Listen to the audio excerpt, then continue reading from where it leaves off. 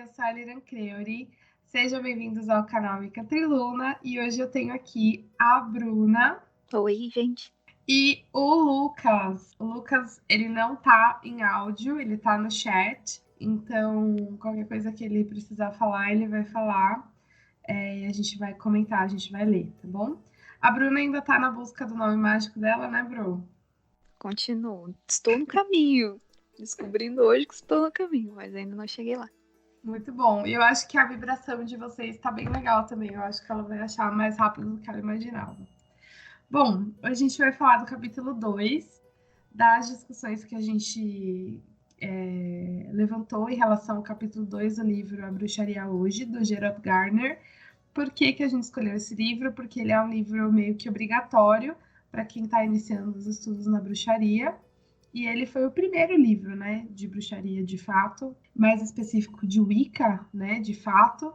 Então a gente resolveu fazer um grupo do livro e um grupo de estudos desse livro, porque é um livro muito denso e muita gente ainda não leu, né? Muita gente começa por outras leituras e acaba que desvia desse livro, mas ele é muito importante, ele traz muitos pontos. E é isso, Bru, quer falar alguma coisa do livro? Até agora, essas impressões? Não, eu acho que é interessante que ele traz as coisas mais no cerne da questão, porque hoje em dia a gente comete um erro. É constante esse erro por conta do mercado, né? Mas é de querer estudar a Wicca através de livro esotérico. Essa semana ainda eu tava vendo uma sacerdotisa falar a respeito disso, gente. Tentem não estudar a Wicca através de livro esotérico. Uhum. Isso aí. Tá, achei que tinha mais coisa. A menos que seja o Almanac Wicca, né? Eu gosto do Almanac Wicca, eu acho que ele é válido. Ah, sim, é legal, porque ele tem bastante informações, conta algumas historinhas e tal. Claro que ele não é profundo, mas ele é válido para quem não conhece e tal. Bom, então vamos lá. O Lucas também acha super importante essa coisa de ir direto para a fonte. Exatamente por isso que eu quis trazer esse livro, porque ele é o livro, assim, primeiro livro de Wicca, entre aspas, de fato. Então acho interessante a gente falar dele, estudar ele e ler ele e tudo mais. No segundo capítulo, o nome do capítulo é... Ai, meu Deus. Eu não estou com Houve bruxas em todas as eras. É o capítulo 2. E aí ele levanta 3 pontos. Diga, Bru. Gente, eu fiz tanta anotação aqui que... né? Mas ele fala a respeito da história da bruxaria, de como nasceu a bruxaria, fala a respeito de Inquisição, da distorção, do matriarcado, de como a Igreja Católica começou a distorcer a imagem das bruxas, e fala um pouquinho também do digamos, nascimento da bruxaria como um todo, e pincela sobre o mito das fadas. Bacana. Ele fala de muita coisa e, assim, na minha visão, falar de Inquisição, falar de origem da bruxaria e falar de matriarcado tá tudo muito interligado, assim. Então, a gente vai tentar falar desses 3 tópicos separados, mas eles vão meio que ficar tudo a mesma coisa ali, né? Eu acho que a gente podia começar pela história da bruxaria. O que vocês acham? Eu acho que pode ser, até porque disso já vai acabar escorrendo para os outros assuntos, né? Então, é difícil não escorrer, mas vamos lá. A história da bruxaria, bom, ele fala bastante, assim, ele fala bastante sobre que houve bruxas em todas as épocas, né? E realmente, assim, eu acho que uma coisa que me chamou muita atenção é que ele fala no mesmo parágrafo, provavelmente umas 5 vezes. Eu achei bem interessante, porque assim, ele fala, existiam bruxas em todas as épocas, provavelmente era assim, provavelmente elas faziam isso, provavelmente o resultado era esse. Então, assim, ele não tem uma certeza de como as coisas aconteceram de fato, porque ele não é um historiador, né? Ele tá, pelo que eu entendo, ele tá inserido num coven e ele tá ouvindo tudo que as pessoas do coven estão falando para ele, e ele tá, claro, questionando, mas ele também tá entendendo isso como não existe uma curacidade de tipo, história e filologia. Exatamente, não tem informação documentada suficiente para que ele possa afirmar essas coisas. Exato.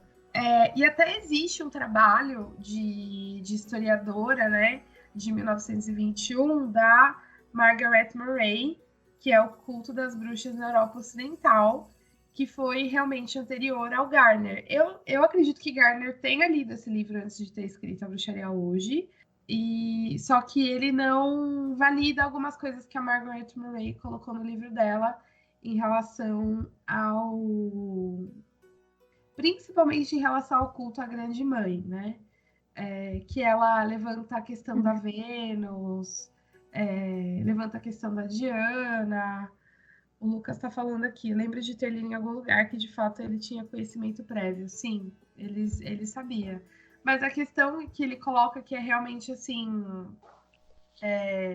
tudo muito provável.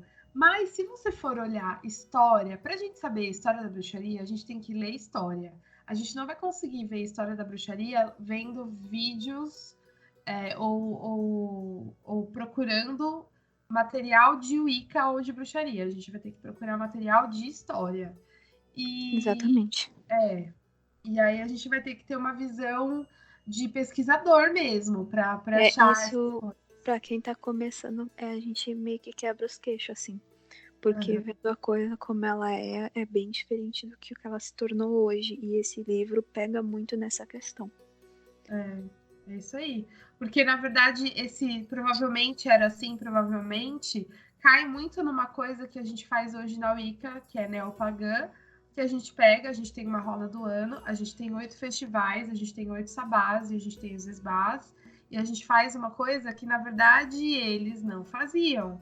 E para explicar isso para um novo wiccaniano, que ele está fazendo uma coisa que ele acha que é um reconstrucionismo da bruxaria antiga, mas que não é. Exatamente. Sempre me perguntam, Wicca é reconstrucionismo celta? Wicca não. Wicca é uma coisa diferente. Não é reconstrucionismo. O que acontecia é que muitos dos festivais que viraram roda do ano, que viraram estruturados, eles aconteciam, mas eles aconteciam por questões de sobrevivência.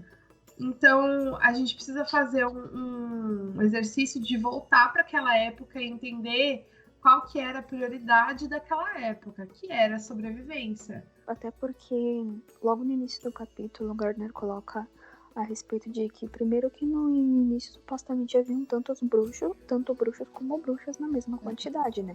Esse negócio da bruxaria pender mais pro lado feminino veio depois. Mas que tanto as venerações das estrelas e os emblemas femininos, tudo isso refletia a sociedade da época. O fato das mulheres ficarem em casa e aprender sobre ervas, os homens caçavam e elas ficavam desenvolvendo esse conhecimento para uns cuidarem dos outros e assim a sociedade continuar evoluindo, porque também existia o deus masculino dos caçadores relacionado à morte, e eles eram tratados de formas iguais, mas de uma maneira a refletir a sociedade da época.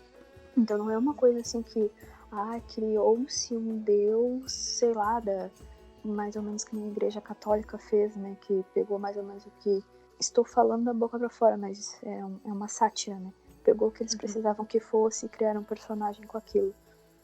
Esses deuses, eles nasceram das necessidades e costumes da época. Sim, e pensando assim, no que você falou de que existiam bruxas e bruxos na mesma proporção, eu acredito que, na verdade, toda a comunidade tribal era bruxo e bruxa. Não existia aquela coisa de sou dessa religião ou não sou dessa religião, porque não existia uma religião estruturada.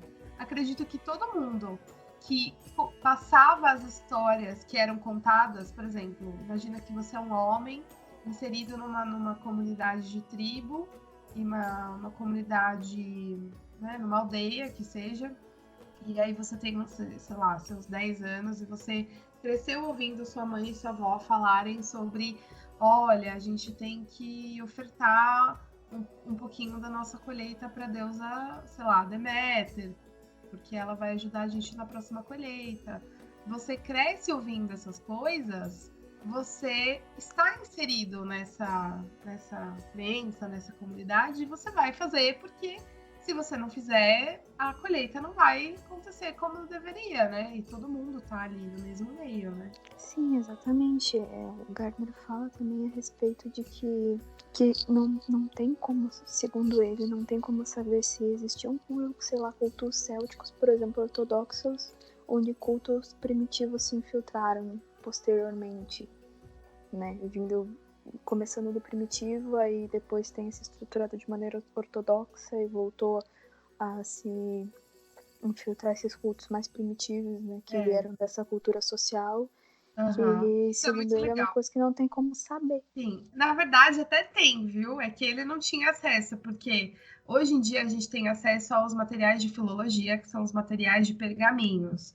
E isso que ele falou realmente aconteceu, dos celtas terem tido uma sociedade matriarcal voltada para o culto da deusa e para o culto das sacerdotisas, pela curadoria das sacerdotisas em relação às culturas da época, e aí veio a invasão saxônica, e aí os bretões se misturaram, e aí houve uma mistura, sim, houve uma quebra do paganismo, houve um enfraquecimento, e aí o que aconteceu foi que houveram reflexos na natureza em volta, reflexos na própria saúde das pessoas envolvidas e reflexos de vitória mesmo nas guerras e tudo mais. Isso a gente consegue acompanhar na demanda do Santo Graal, que é muito interessante, é um material de estudo de pergaminho e tal.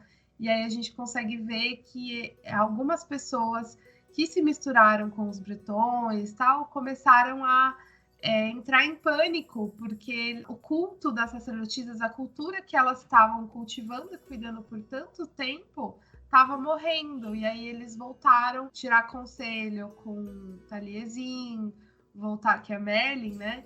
Voltaram a tirar conselho com os druidas, com Merlin, para que isso pudesse ser revertido. E é bem legal, assim.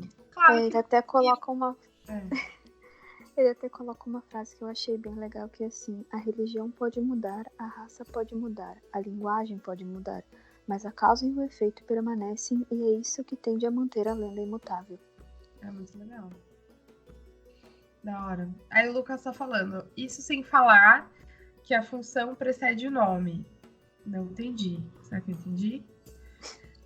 Dominação bruxa e bruxa vem a ação do que se convencionou chamar de bruxaria. Ah, sim, é isso mesmo. Então, na verdade, as pessoas não eram chamadas de bruxas nem bruxas, as pessoas eram chamadas de pessoas normais. Não existia nossa nomenclatura. A menos que você fosse um prometido. Existia essa seleção de prometidos. Porque era o que eu tava falando da rotina. Como que acontece? Como que acontecia na época? Você nascia, aí você nascia homem ou mulher. Se você nascia mulher, você era designada desde criança a aprender a medicina das ervas, a aprender toda essa parte de curandeira, de ervas, de mistérios. E aí você tinha um caminho como mulher.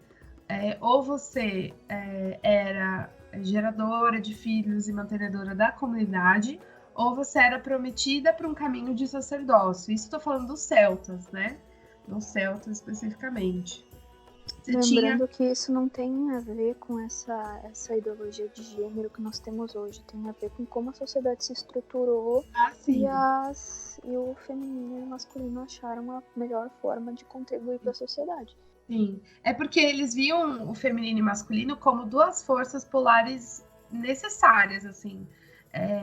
Cada um fazendo sua parte. Isso, cada um tinha sua função vital ali, né? E aí a mulher, ela poderia ir para um caminho de sacerdócio, que ela era separada, então ela era virgem, ela era separada. Claro, né, gente? Virgem, assim, a gente não sabe o que acontece nos bastidores. Mas ela era separada para ser virgem, assim. Ela ia, sim, ter relações sexuais, mas nos momentos ritualísticos e nos momentos onde era necessário que ela tivesse. Mas até porque, nessa época, Não sei se na cultura celta também era assim, mas pelo que eu sei, na Idade Antiga, virgem era mulher que não havia tido filhos. Isso, Também. não havia tido a primeira relação também, Tipo assim, o ritual de iniciação de algumas tribos era perder a virgindade. Uhum. Enfim, você tinha esse caminho.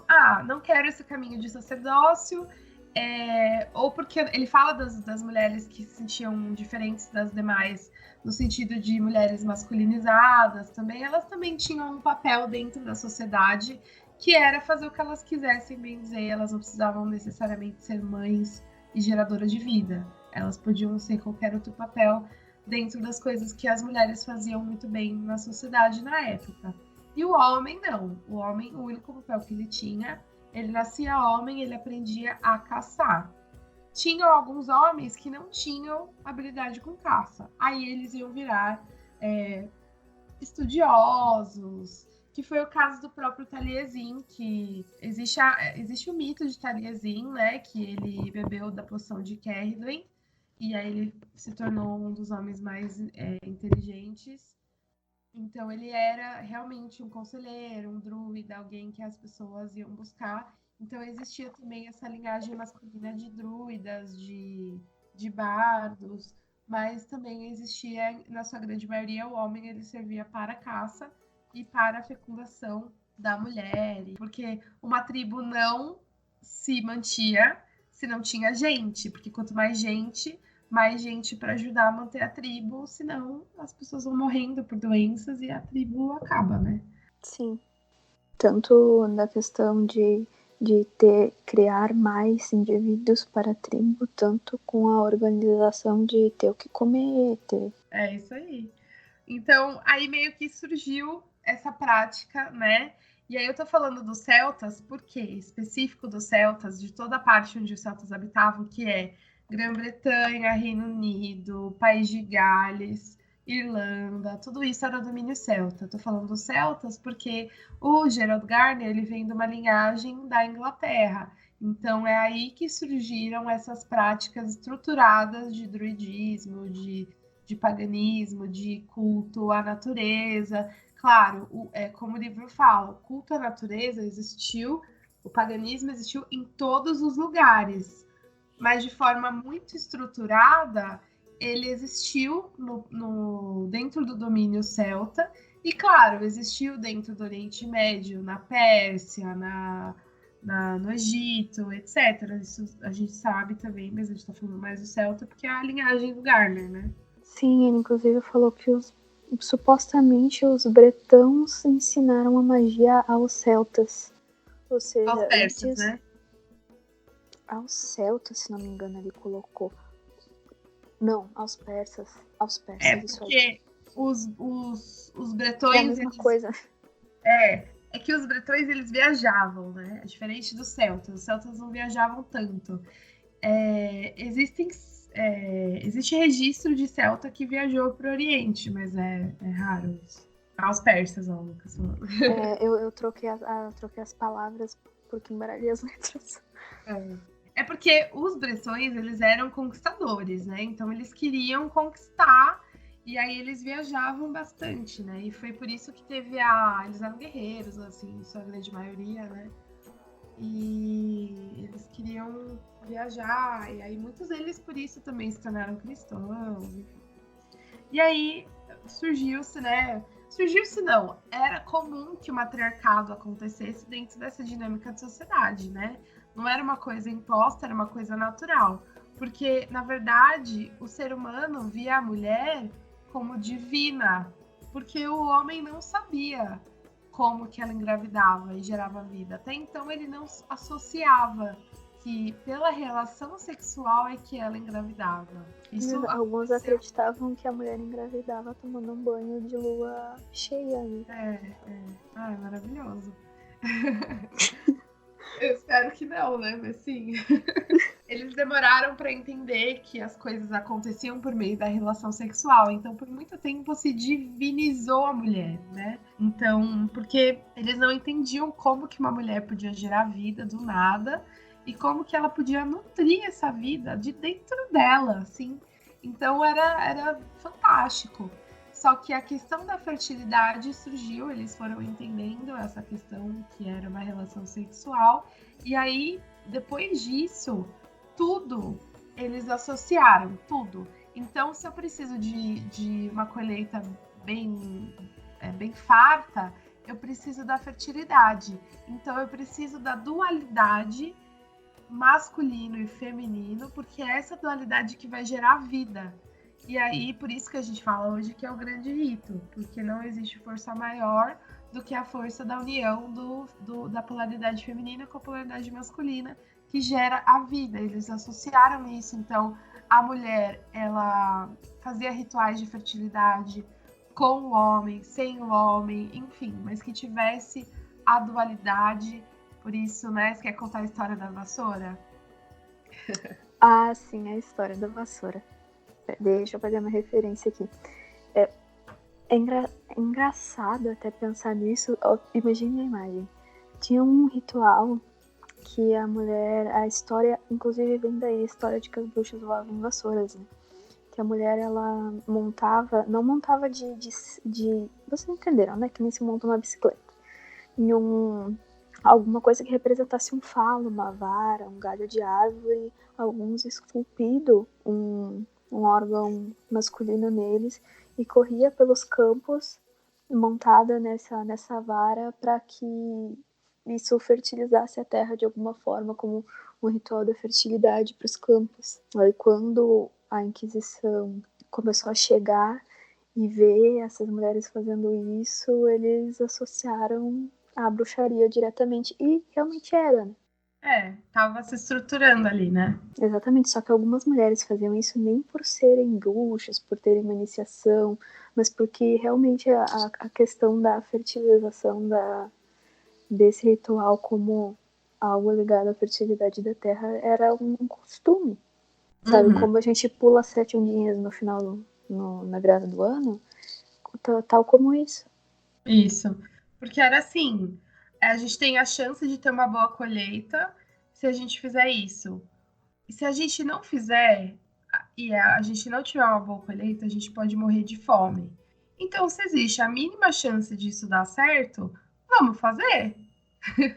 Literalmente. E aí foram surgindo um culto mais estruturado, foram entendendo que existia uma força maior, governava a natureza, né? E aí que o Lucas está falando aqui, que os guerreiros eles tinham a tendência de pensar na mulher como algo sagrado, até pelo fato dela gerar os guerreiros que vão gerar as conquistas, né? Mais para frente, com certeza isso era uma constante, né? Mas eu acho que era muito mais do que só geração de vida. Eu acho que era uma divinização mesmo, por tudo que a mulher é capaz de fazer naturalmente, assim, sabe? Não só gerar filhos, porque isso pode gerar na gente uma visão ou uma tendência a ter uma visão de que a mulher era só parideira. E não, a mulher ela era estrategista. Ela tinha a noção das coisas. Até hoje, né, gente? Hoje a mulher é assim, é natural. Pra gente é natural. A gente sabe o que vai dar certo, a gente sabe o que não vai dar certo. A gente faz planos, a gente sabe.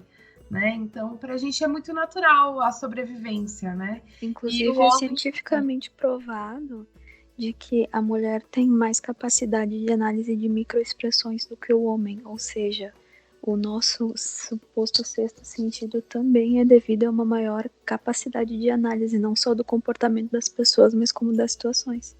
Sim. Então, assim, eu gosto de pensar na Wicca como uma religião altamente feminista. Porque, e não feminista como mulher é melhor que homem, mas feminista no sentido de que a mulher tem um papel que hoje é visto como menor na sociedade, só que a mulher ela tem um papel de estruturação de uma sociedade muito grande, e isso foi negligenciado por muito tempo, e por isso que o feminismo chama feminismo, né?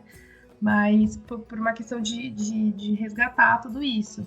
Então, eu acredito que a Wicca é uma religião que entende que a mulher é fundamental, assim como o homem, mas que a mulher tem o papel de gerar a vida, coisa que, é claro que ela não faz sozinha, mas ela gere e nutre. Então ela tem essa como se fosse essa iniciativa em relação às coisas da vida, né? E o homem, claro, é necessário para esse processo, mas sem querer diminuí-los, uma vez que ele fecunda, ele não é mais tão necessário, né? Verdade seja dita, a mulher foi dado o dom da criação.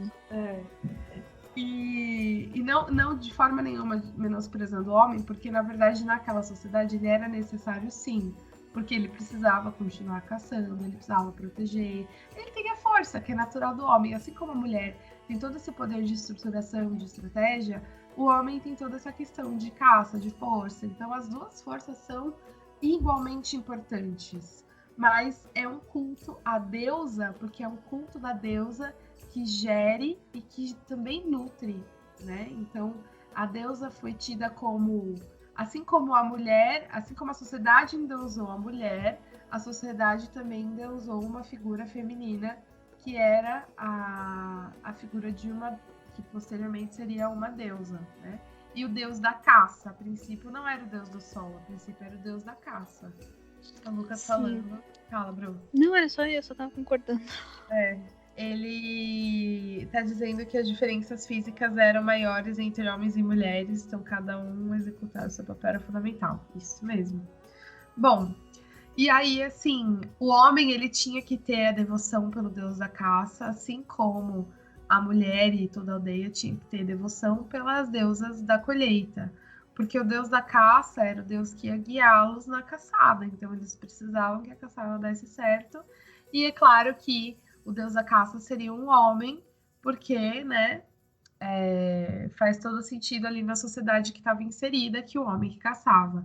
É claro que a gente não pode esquecer que em Roma, ou onde era Roma antigamente, existia uma sociedade onde as mulheres eram mais autossuficientes, era um número maior de mulheres. Foi ali que surgiu o culto a Diana. O culto a Diana era composto por mulheres caçadoras. Então, na verdade, nessa sociedade onde as mulheres eram maioria, elas eram as caçadoras e elas faziam todo o resto também.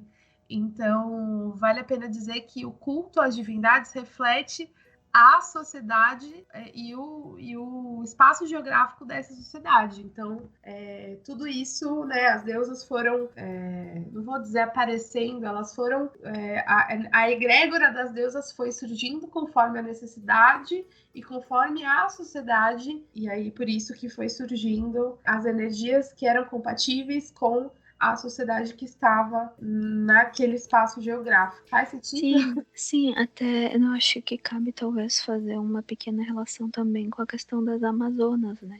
Que seriam, não eram, caçadoras e elas utilizavam do arco e flecha, tanto que a palavra Amazona, A não é uma preposição, mas enfim, A significa sem, né? Que nem acéfalo sem cérebro, né? Sim. E a Amazona Amazona é uma ajuste de uma palavra grega antiga que significava mama.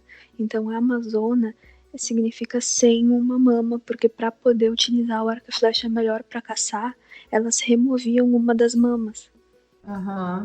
Porque ficava pendurado, né? Eu não acho porque que elas removiam, mas elas tampavam com uma faixa, né? Algumas lendas dizem que elas removiam, não sei se... não sei também, como ficava melhor para se trabalhar, mas enfim, as mulheres caçavam e elas adaptavam o corpo delas para isso. Que são as filhas de Diana, né? Estamos falando da mesma coisa, certo? Suponho que sim. sim, estamos. É isso. Claro que não existiu a Amazona só, filha de Diana, mas sim, é isso mesmo. E em algumas estátuas, em algumas imagens, Diana também aparece com uma mama enfaixada, tal, tampada, por essa questão do suporte do arco e flecha. Mas também em outras imagens, em outras apresentações de Diana, ela aparece com tipo 30 mamas. Então depende muito da região e como as pessoas viam Diana, porque tem gente que acha que Diana é só mãe, tem gente que acha que ela é mãe e donzela, e tem gente que vê os 3 aspectos, que é mãe, donzela e anciã. Todas as deusas vão ter os 3 aspectos, mas Diana é uma deusa muito complexa. Não é à toa que ela é uma das deusas no qual Gardner se refere à grande mãe, só que ele não pode dizer o nome de Diana porque é sigilo da tradição, né? Mas a gente sabe que é Diana, então saibam, é Diana, tá? Então é isso. Acho que a gente falou então de origem da bruxaria, né? Vamos falar de Inquisição. Pensando nessa sociedade que a gente descreveu e do escopo, eu entendo que tudo começou por causa da invasão saxônica. Mas eu acho que o problema começou mesmo, o problema nessa questão foi quando Roma começou a dominar quase todo o mundo conhecido na época. E isso começou a escorrer, digamos assim, a vazar para o que é hoje a Grã-Bretanha. Uhum. Foi um movimento de sociedade, foi um movimento ao mesmo tempo, simultâneo, mas houve, né, as invasões saxônicas, e aí os saxões se misturaram aos celtas, aos bretões, e aí houve toda essa mistura. E aí, por conta disso, os saxões, alguns saxônicos, trouxeram o cristianismo para dentro dessa sociedade, né? E conseguiram muitos bretões adeptos, né? Então acho que foi aí que teve porque os celtas, de fato, os celtas eles não eram todos ruivinhos, branquinhos, né? E não eram loiros. A mistura com a Grã-Bretanha, ali os bretões, que os transformou bastante. Mas os celtas, eles eram baixinhos, mais morenos, né? Então, é o que o pessoal falava que era o povo pequeno, o povo miúdo, que é o que a gente chama hoje de... alguns também eram tão conectados com a natureza ali, que viviam realmente, não vou falar Nárnia, mas eu vou falar Avalon, né? Que se misturavam numa frequência, assim, com o povo das fadas, que a gente não sabia o que era o quê. A gente não sabia se era celta, se era encarnado, se era fada.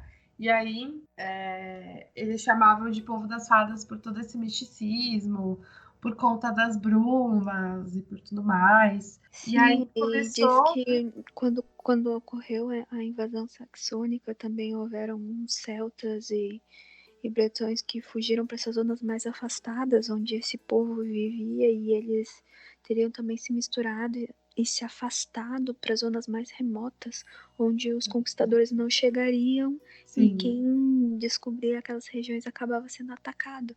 Por isso que eles comentam sobre os ataques do povo pequeno, né? Uhum.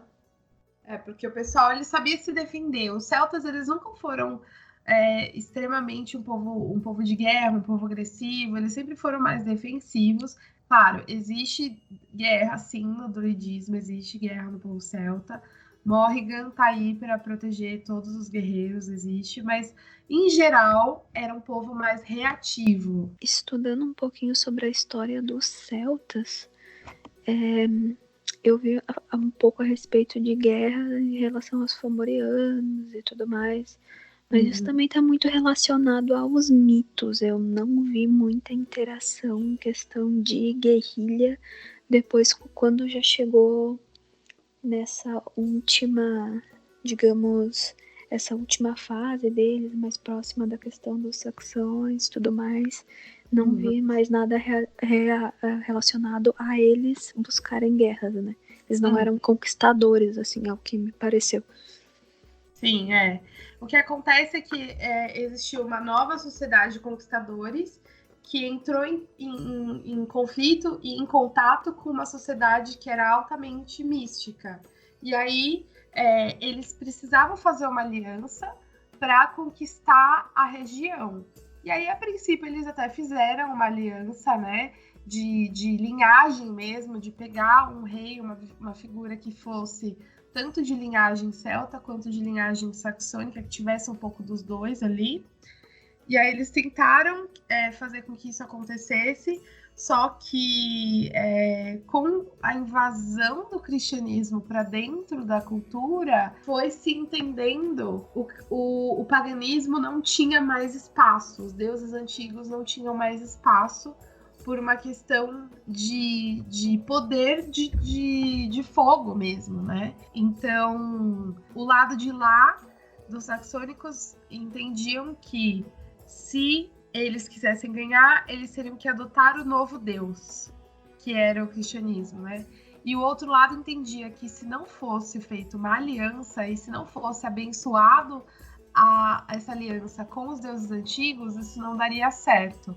E aí foi que o cristianismo massacrou mesmo a cultura e foi um genocídio cultural por questão de poder de fogo, por questão de poder territorial e dinheiro mesmo, né? Poder político também, de interagir com outras nações que já tinham adotado o cristianismo. Uhum. E aí começou a Inquisição de fato, né? As pessoas que praticavam coisas que eram contra os ensinamentos do novo Deus eram, a princípio, eram olhadas com um olhar meio... Nessa transição houve essa coisa de ela é do povo pequeno, ela é do povo das fadas, e olhava estranho.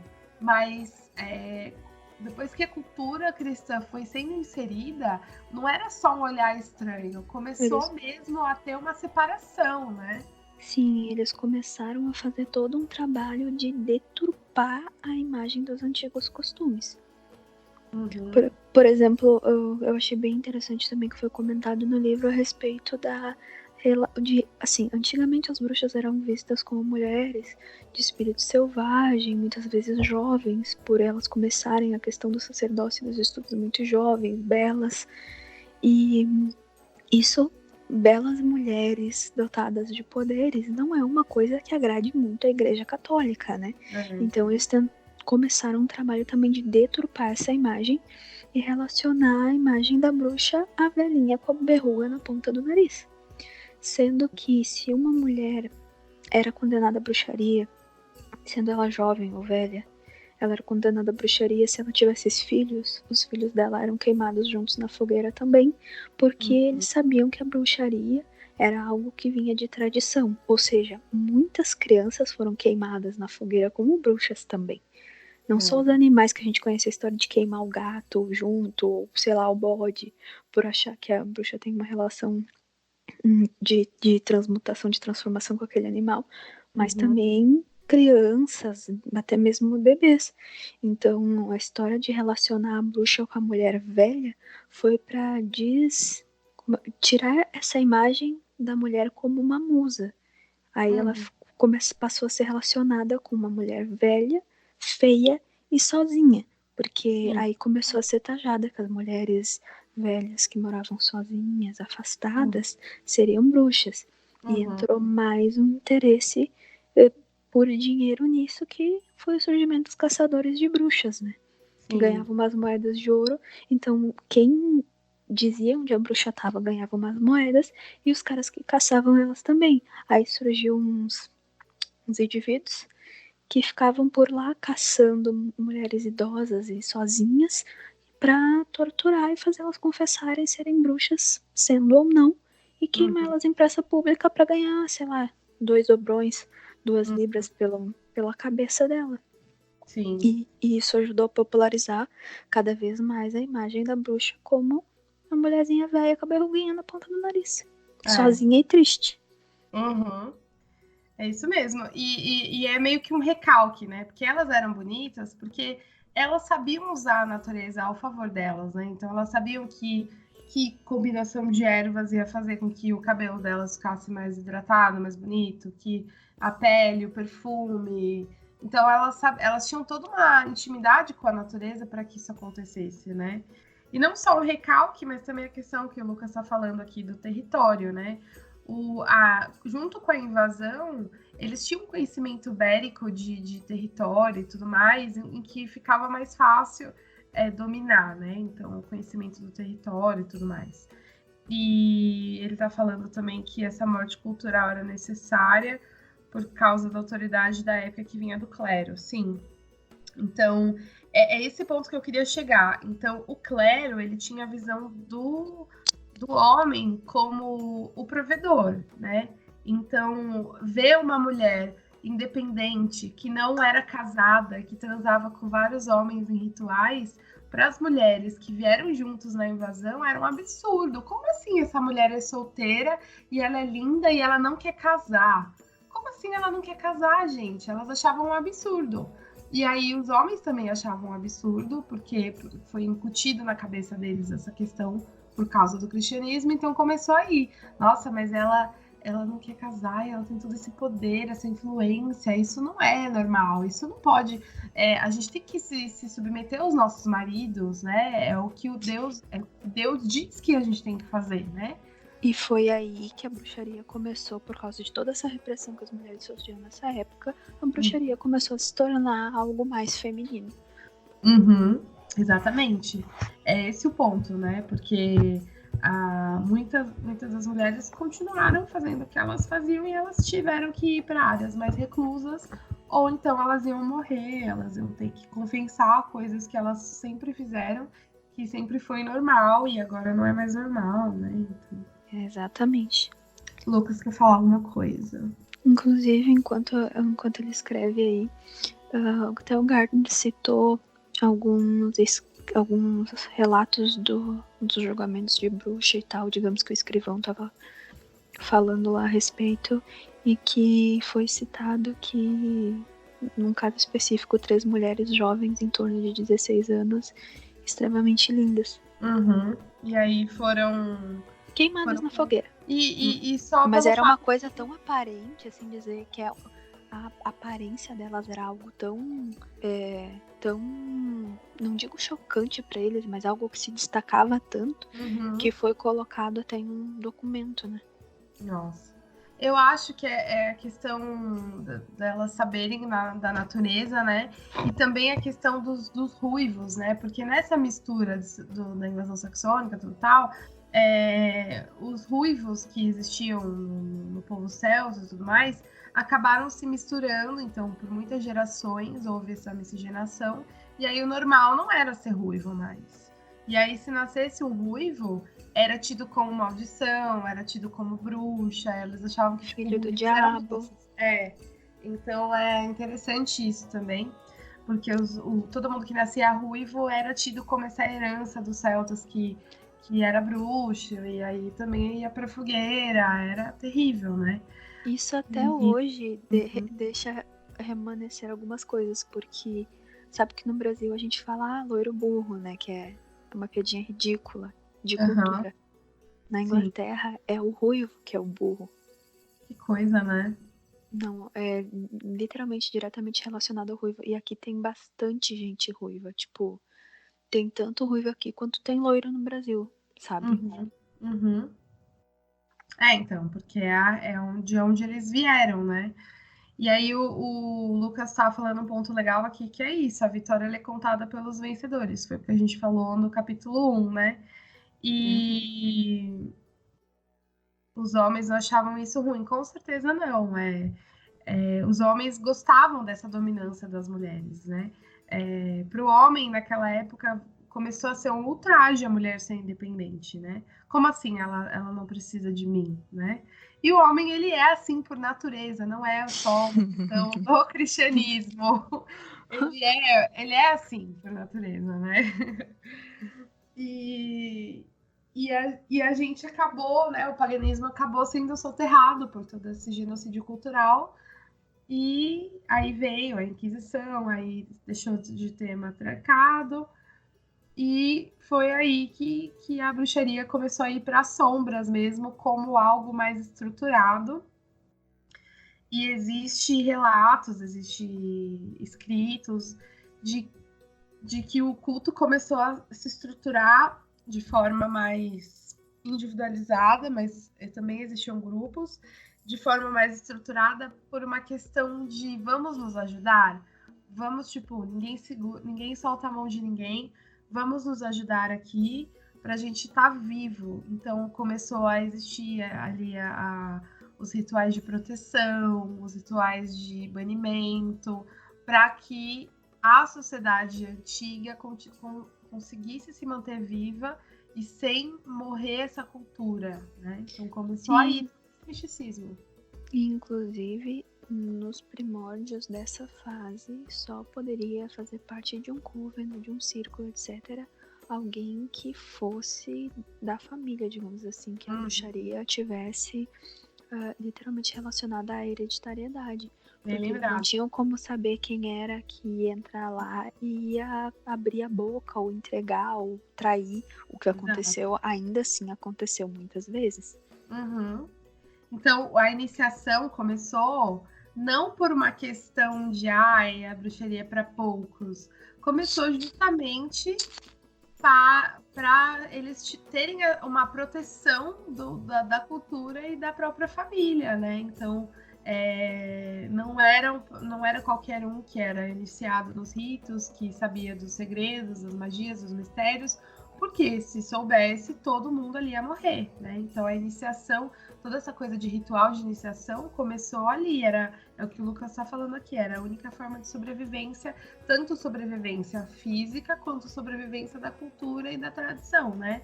Porque, gente, ainda não existia a escrita de forma estruturada, então todo conhecimento era passado na cabeça. Então as pessoas decoravam tudo, né? Então não podia nem ter nada escrito, mesmo se a pessoa soubesse, ela não podia escrever nada, porque tudo aquilo poderia ser usado contra ela, né? Então foi aí que surge em perfeito amor e perfeita confiança. Uhum. É um outro significado pro nascimento dessa expressão. Sim, porque a gente tá junto e se a gente for descoberto, a gente vai morrer, então é perfeito amor e perfeita confiança e é irmandade, né? Irmandade total.